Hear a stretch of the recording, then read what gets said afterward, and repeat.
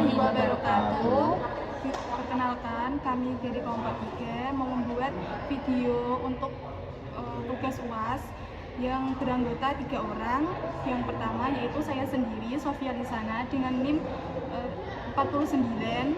Dan saya Cindy Neraju Marsita dengan NIM belakang 59. Dan saya Muhammad Yul Ramadan dengan NIM belakang 61. Nah, di sini akan membahas tentang ayat dan hadis terhadap perlindungan anak yatim yang akan dibacakan oleh saya sendiri. Baik, di sini saya akan menjelaskan materi yang pertama, yaitu tentang pengertian anak yatim. Apa sih itu anak yatim?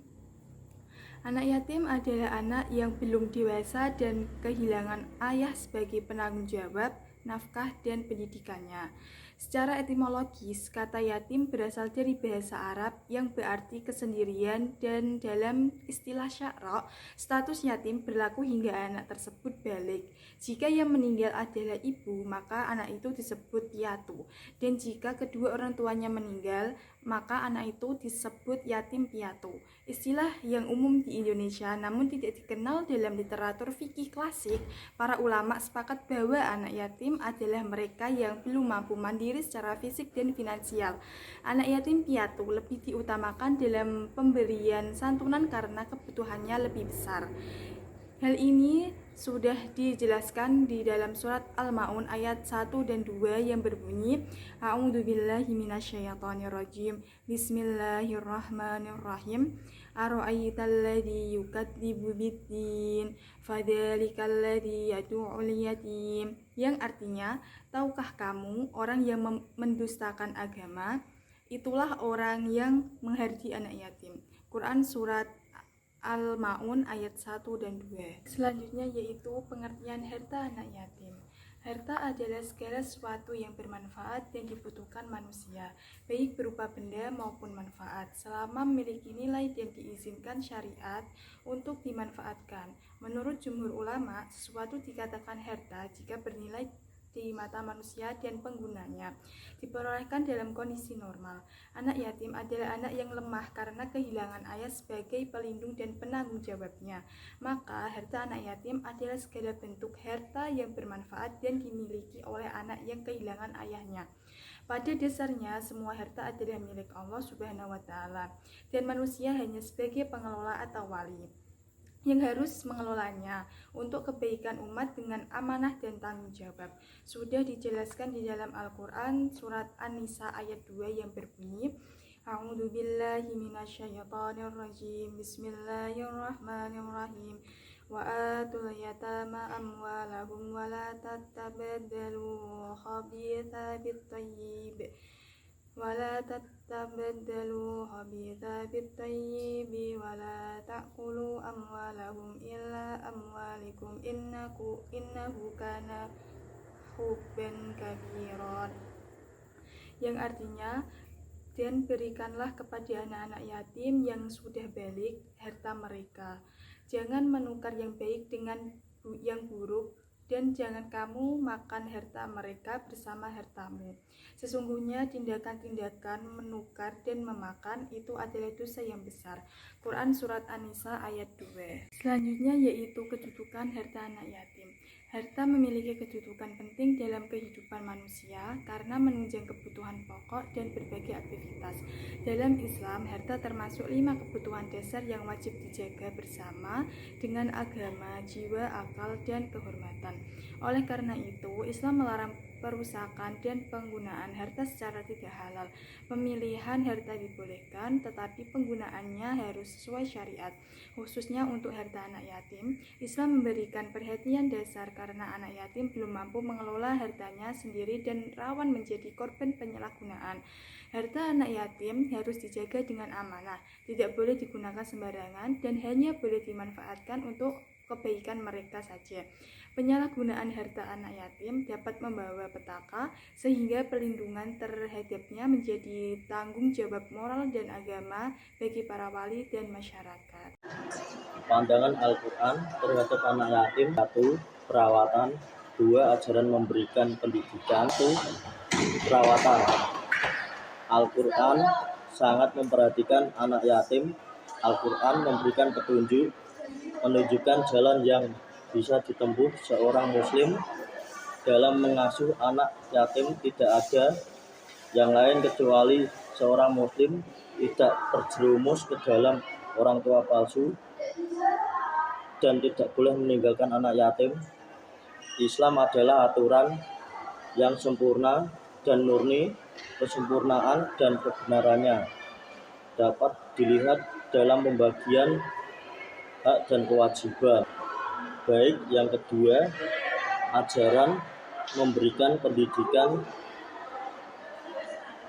Dalam Islam, pemeliharaan dan pembinaan anak yatim tidak terbatas pada hal-hal bersifat fisik, tetapi memperhatikan pendidikan dan moralitas anak juga penting. Anak yatim juga berhak mendapatkan pendidikan dari yang dipercayakan sebagai wali atau yang diberikan wasiat.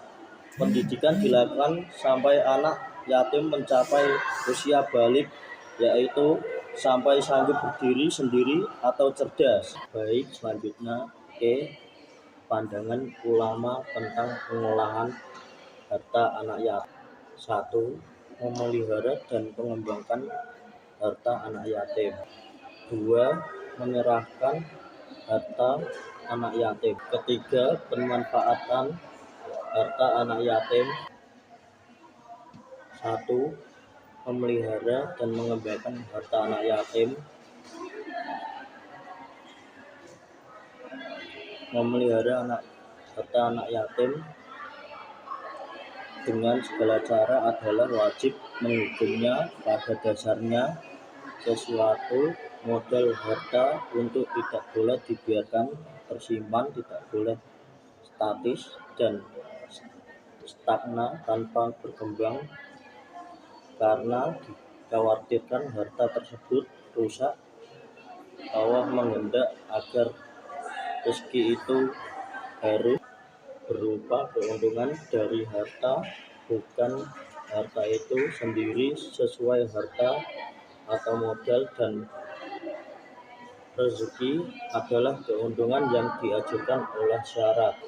Berdasarkan firman Allah dalam surat Al-Isra ayat 34 yang artinya, dan janganlah kamu mendekati harta anak yatim kecuali dengan cara yang lebih baik, bermanfaat sampai dia dewasa, dan penuhilah janji, karena janji itu pasti diminta tanggung jawabnya.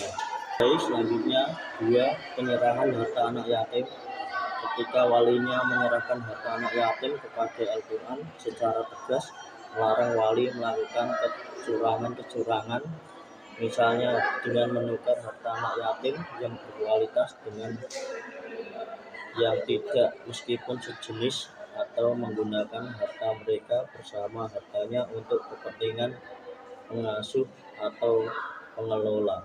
Sesuai firman Allah dengan surat An-Nisa ayat 6, artinya ujilah anak-anak yatim itu dalam hal mengatur harta sampai ketika mereka cukup umur untuk menikah.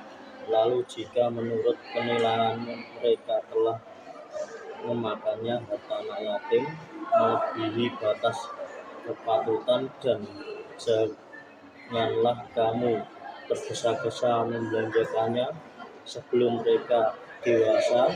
Barang siapa dia di antara pemelihara itu mampu, maka hendaklah ia menahan diri memakan harta anak yatim itu, dan barang siapa yang miskin, maka bolehlah ia makan harta itu menurut yang patut. Kemudian apabila yang menyerahkan harta kepada mereka, maka hendaklah kamu adakan saksi-saksi tentang penyerahan itu bagi mereka, dan cukuplah Allah sebagai pengawas atas penyaksian itu. Baik, yang ketiga, pemanfaat harta anak yatim.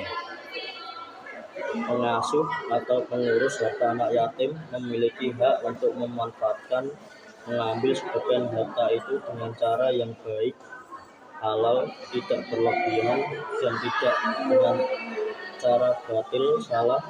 Orang yang mengurus harta anak yatim juga berhak boleh saja mencampur adukan harta dengan harta anak yatim tersebut dengan syarat harus adil. Baik, saya akan melanjutkan, yaitu yang selanjutnya adalah hak-hak anak yatim. Sejak seorang anak lahir ke dunia, ia sudah memiliki hak asasi, yakni hak untuk memperoleh kasih sayang, kesehatan, pendidikan, serta bimbingan moral dari orang tuanya. Hak-hak anak untuk mendapat pendidikan juga merupakan hal yang amat penting dalam Islam, terutama bagi anak yatim. Mendidik anak yatim dengan baik adalah bimbingan dan mengarahkan mereka kepada hal-hal yang baik lagi bermanfaat, dan memelihara serta memperingatkan mereka agar tidak terjumus kepada hal-hal yang merusak. Selain hak atas pendidikan dan perawatan diri, anak juga mempunyai hak atas harta yang ditinggal orang tuanya, yang disebut harta warisan. Pada zaman jahiliyah, anak yatim diperlakukan seperti budak. Mereka tidak memiliki hak apapun, tidak mendapatkan perlindungan, dan tidak mendapatkan warisan. Namun, ketika Islam datang, agama ini memberikan peraturan yang protektif terhadap masa depan anak yatim. Jika seorang anak ditinggal mati oleh orang tuanya, maka kaum kerabatnya lah yang mengurus hidupnya. Namun, jika mereka tidak memiliki sanak famili, maka pemerintah dan umat Islamlah yang mengambil alih tugas ini. Mereka tidak hanya bertanggung jawab untuk merawatnya, namun juga mengurus hartanya. Kelak, jika sang anak yatim telah dewasa, maka hartanya itu diserahkan sepenuhnya kepadanya. Dalam hal ini, si pengasuhnya itu tidak boleh memakan sedikit pun dari harta si anak yatim secara zalim. Baik, selanjutnya ada larangan terhadap perlakuan buruk terhadap anak yatim. Perlakuan yang buruk terhadap anak yatim, adapun larangan yang pertama kali disebutkan yaitu larangan mendekati harta anak yatim.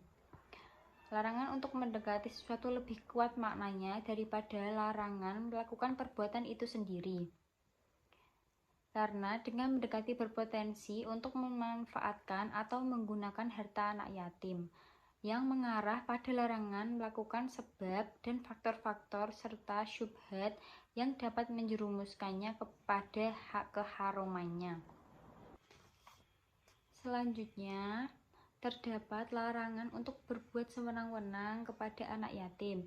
Hendaklah memberi perlindungan kepada anak yatim, serta tidak menghardiknya dan menghalanginya dari jalan kebaikan. Janganlah kamu menindas anak yatim, dan jangan pula kamu menghinanya, tetapi didiklah anak-anak yatim dengan perilaku utama supaya mereka menjadi warga yang berguna bagi masyarakat. Bahwasanya mereka yang menghardik anak yatim adalah termasuk orang-orang yang mendustakan hari akhir, dengan tidak memberi anak yatim makan dan tidak berbuat baik kepada mereka. Disebutkan orang yang mendustakan agama adalah orang yang mencegah anak yatim dari haknya dan menzoliminya.